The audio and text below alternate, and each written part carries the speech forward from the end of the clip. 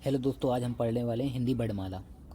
अब बात आती है वर्णमाला किसे कहते हैं। वर्णों के व्यवस्थित क्रम को ही हम वर्णमाला कहते हैं। वर्ण भाषा की सबसे छोटी इकाई है, ठीक है। इसके टुकड़े नहीं किए जा सकते हैं।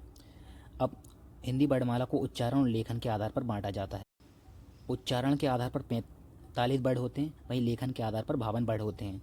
45 वर्ण में 10 स्वर और 35 व्यंजन होते हैं, वहीं 52 वर्ण में 13 स्वर, 35 व्यंजन और 4 संयुक्त व्यंजन होते हैं। अब हम देखते हैं स्वर क्या होते हैं। स्वर जिनके उच्चारण में किसी दूसरे वर्ड की आवश्यकता नहीं होती, उन्हें स्वर कहते हैं। यहाँ पर ये 10 दिए, हम गहरा मानते हैं किसी किसी एग्जाम में, क्योंकि ऋषि को भी मानते हैं। और लेखन के आधार पर 13 रहते हैं, इसमें नहीं दिया गया है। अब हम पढ़ते हैं स्वरों के प्रकार। स्वरों के 3 प्रकार होते हैं। पहला हाथ स्वर, जिनके उच्चारण में बहुत कम समय लगता है, जैसे छोटी मात्रा वाले जो रहते हैं आ, ई और यू।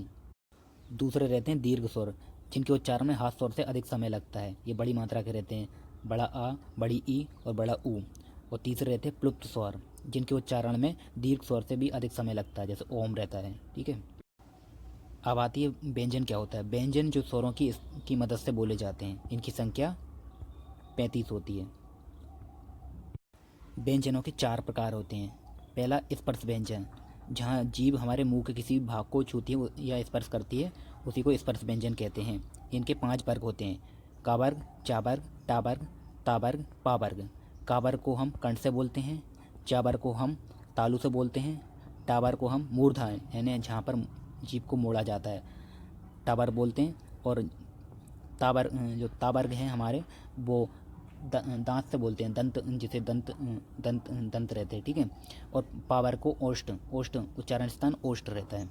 व्यंजन का दूसरा प्रकार अंत 100 व्यंजन होते हैं, इनकी संख्या 4 होती है, या, रा, ला और बा।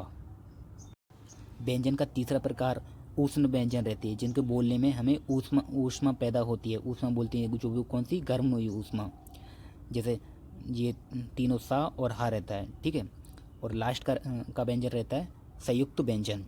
संयुक्त व्यंजन मतलब जो 2 से ज़्यादा व्यंजनों से मिलकर बने होते हैं, जैसे छत, त्रक, ज्ञ और एक स्रा, ये मिलकर बने हैं।